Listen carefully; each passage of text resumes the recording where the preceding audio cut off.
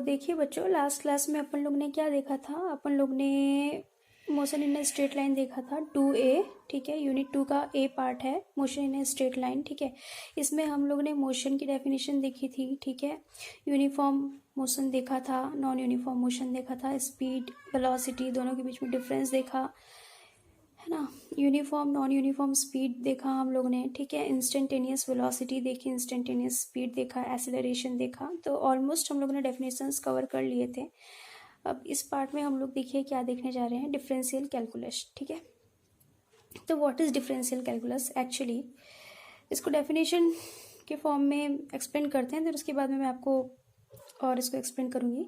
The differential calculus या differential coefficient और derivative of variable y with respect to variable x is defined as the instantaneous rate of change of y with respect to x. It is denoted by dy divided by dx.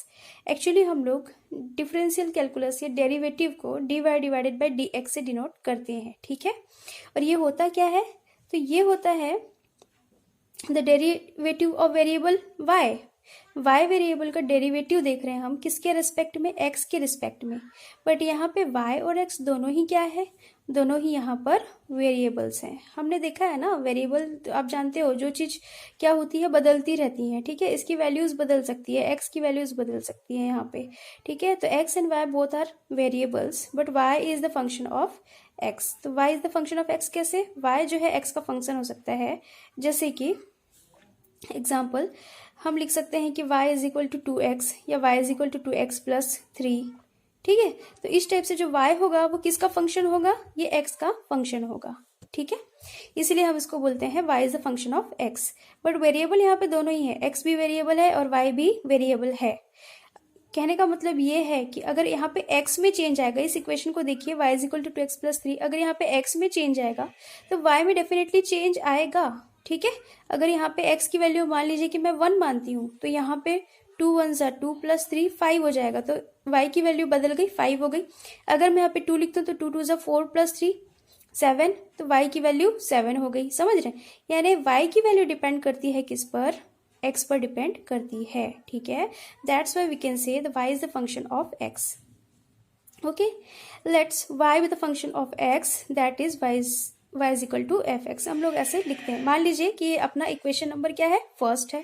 ठीक है, secondly if x is increased by small amount delta x। ठीक है, delta means change. यहाँ पे जो delta होता है, delta का मतलब ही होता है कि चेंज, किसी प्रकार का इंक्रीज या डिक्रीज, है ना। अगर किसी भी वैल्यू में किसी प्रकार का इंक्रीज हो रहा है या डिक्रीज हो रहा है तो हम उसको बोलेंगे कि वो एक चेंज है। कोई लेंथ है, मान लीजिए किसी लेंथ में अगर थोड़ा परिवर्तन होता है, थोड़ी बढ़ जाती है या थोड़ी सी घट जाती है, डिक्रीज हो जाती है, तो हम बोलेंगे कि वहाँ पे ये जो है, जो बढ़ा है या जो घटा हुआ है, तो इसको बोलेंगे कि यहाँ पे इतना चेंज आया है। तो इस चेंज को हम डेल्टा एक्स से डिनोट कर सकते हैं। ठीक है, डेल्टा से डिनोट कर सकते हैं, डेल्टा का मतलब होता है चेंज। ठीक है, तो यहाँ पे बोलता है if x is increased by small amount delta x. यहाँ पे एक्स वेरिएबल जो है थोड़ा सा इंक्रीज हो रहा है डेल्टा एक्स से, तो y will also change by small amount, तो वाई भी थोड़ा चेंज हो जाएगा। मान लीजिए कि वो चेंज है डेल्टा वाई। ठीक है, तो यहाँ पर इक्वेशन जो फर्स्ट इक्वेशन है हमारी, फर्स्ट इक्वेशन क्या थी? Y is equal to f x. ठीक है, इसी पे थोड़ा सा चेंज करते हैं, यहाँ पर हम इंक्रीज कर रहे हैं इसलिए प्लस करेंगे।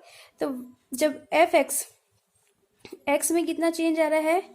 प्लस डेल्टा एक्स का चेंज आ रहा है, मतलब डेल्टा एक्स इंक्रीज हो रहा है, इसलिए हमने क्या किया? प्लस डेल्टा एक्स कर दिया। तो वाई में भी चेंज आएगा, इसलिए वाई में क्या करेंगे? डेल्टा वाई को ऐड कर देंगे, इतना चेंज आ रहा है इसीलिए। ठीक है, तो ये मिल गई हमको equation second. Now subtracting equation 1 from equation 2। Okay, तो यहाँ पर हम क्या कर रहे हैं कि इक्वेशन टू में से फर्स्ट वाले इक्वेशन को घटाएंगे, लेफ्ट हैंड साइड से एंड राइट हैंड साइड से। इसीलिए यहाँ पे देखिए y plus delta y minus first equation का y, यहाँ पे माइनस हो गया।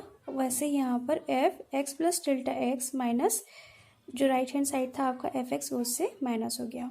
ठीक है, यहाँ पे देखते हैं कि प्लस वाई और माइनस वाई जो है आपस में क्या हो गए? कैंसिल हो गए। तो यहाँ पे बचा आपका डेल्टा वाई ओनली।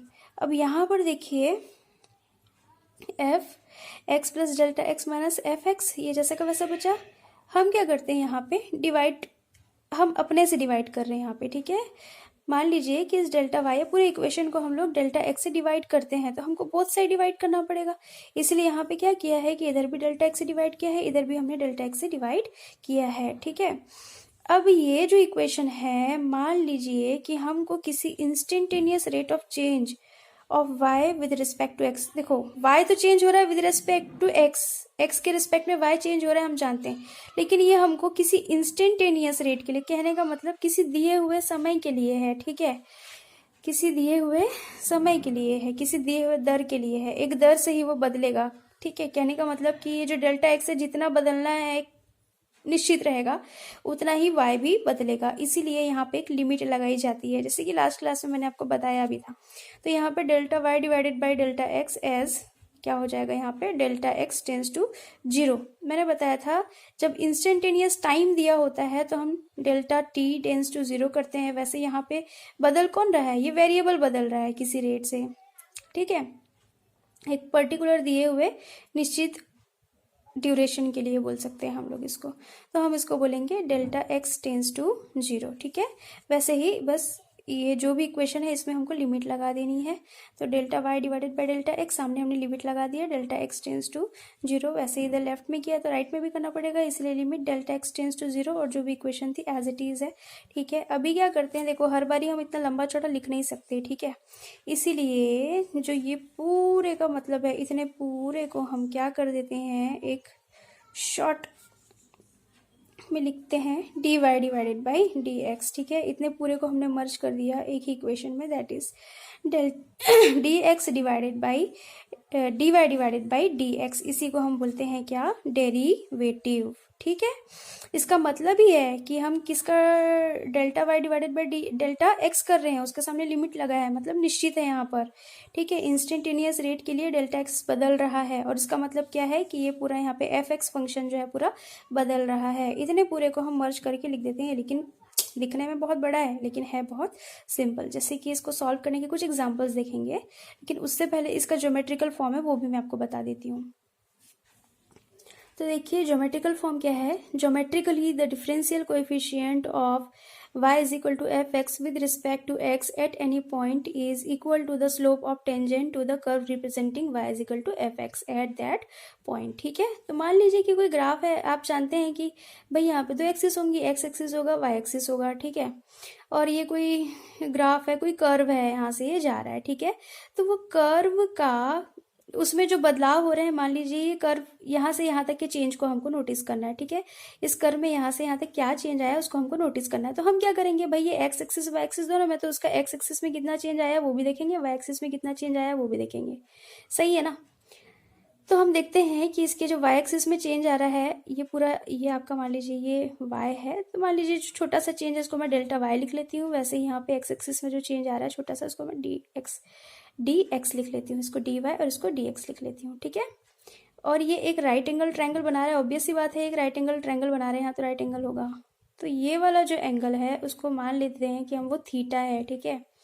तो थीटा टेन थीटा क्या होता है, टेन थीटा होता है आपका परपेंडिकुलर अपॉन बेस। तो what is perpendicular here, perpendicular है आपका डी वाई और बेस क्या है आपका डी एक्स, इसलिए जो d y divided by d x है उसको हम टेन थीटा से भी क्या कर सकते हैं, रिप्रेजेंट कर सकते हैं, and this is nothing but the slope. आप लोग जब क्लास 9th में थे और आप लोग ने जब motion in a straight line या मोशन वाला चैप्टर पढ़ा था, तब मैंने आपको बताया था कि ये स्लोप होता है, ये जो ट्रायंगुलर रीजन होता है ये इसका स्लोप होता है, ठीक है।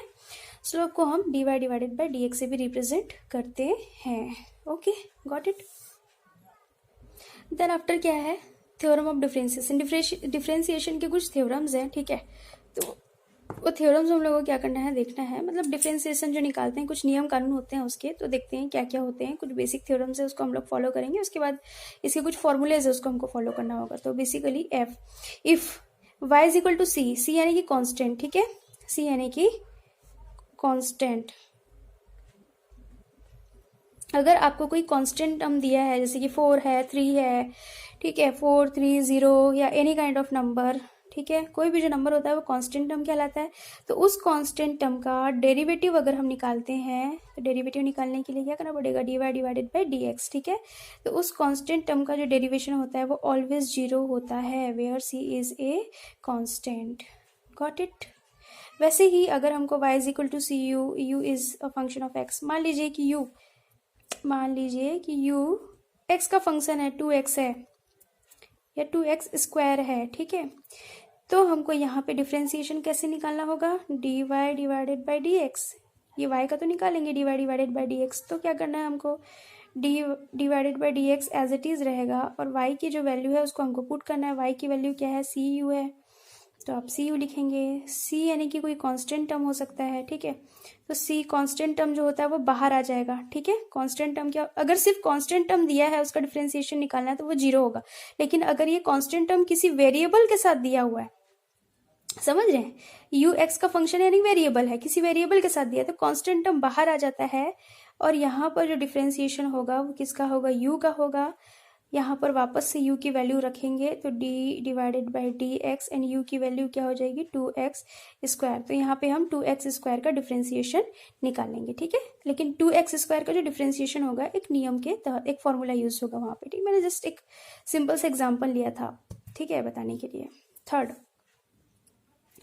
If there are two variables u और v, वेरिएबल है यहाँ पे, वंस अगेन यहाँ पे u और v जो है x के फंक्शंस होंगे, x के वेरिएबल होंगे। तो यहाँ पे डिफरेंशिएशन निकालना होगा हमको, dy divided by dx that is equal to क्या हो जाएगा यहाँ पे, d एक बार u का डिफरेंशिएशन होगा x के रिस्पेक्ट में, प्लस है तो प्लस, माइनस है तो माइनस, और एक बार v का डिफरेंशिएशन होगा x के रिस्पेक्ट में। ऐसा कब होता है, जब कोई दो वेरिएबल प्लस या माइनस होते हैं तब, ठीक है। Next one is product. यहाँ पे u और v दो वेरिएबल है जिसका प्रोडक्ट हो रहा है, ठीक है।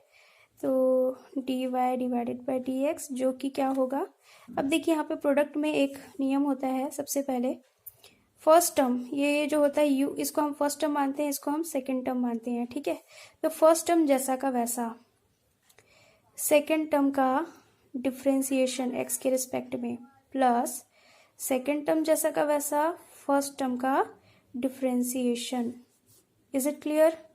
ये आपका मल्टीप्लिकेशन प्रोडक्ट वाला है।